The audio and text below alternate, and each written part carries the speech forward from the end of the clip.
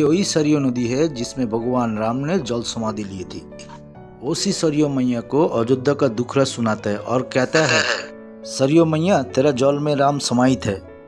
आज अयोध्या रूपी मेरे देश को राम को बड़ा आवश्यकता है।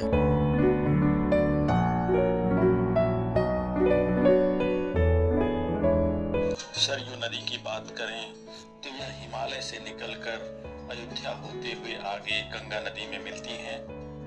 यह एक वैदिक कालीन नदी है और इस सरयू नदी का उल्लेख हमको ऋग्वेद में भी मिलता है। रामायण की कथा में भी सरयू नदी का वर्णन मिलता है। वाल्मीकि रामायण के कई प्रसंगों के दौरान भी सरयू नदी का उल्लेख हुआ है। रामायण के बाल कांड में भी गुरु विश्वामित्र के साथ शिक्षा के लिए जाते हुए भगवान श्री राम द्वारा इसी नदी के रास्ते जो गए हैं उस यात्रा का वर्णन रामायण के बालकांड में भी मिलता है। और महान कवि कालिदास द्वारा जो रचित महाकाव्य रघुवंशम है उसमें भी इस सरयू नदी का ये वाटर प्रोजेक्ट सरयू नदी से पानी लेके पंप का माध्यम से राम के पेड़ी के लिए पानी ले आता है।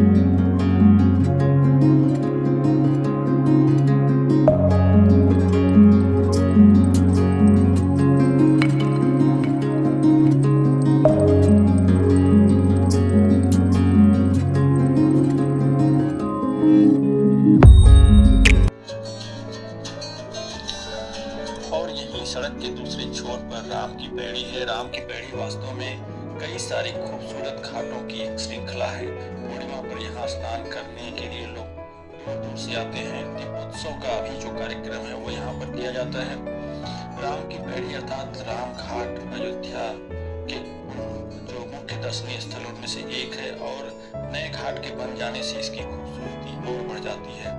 राम घाट के बराबर ही लक्ष्मण घाट है। शाम को आरती का भी कार्यक्रम यहाँ पर होता है। अगर आप संध्याकालीन आरती में शामिल होना चाहते हैं तो शाम 6 बजे तक वहाँ पहुँच सकते हैं। बड़े बड़े दिनों में आरती और घंटियों की जो मधुर आवाज है आपको भक्ति का सुखद पल प्रदान करती है।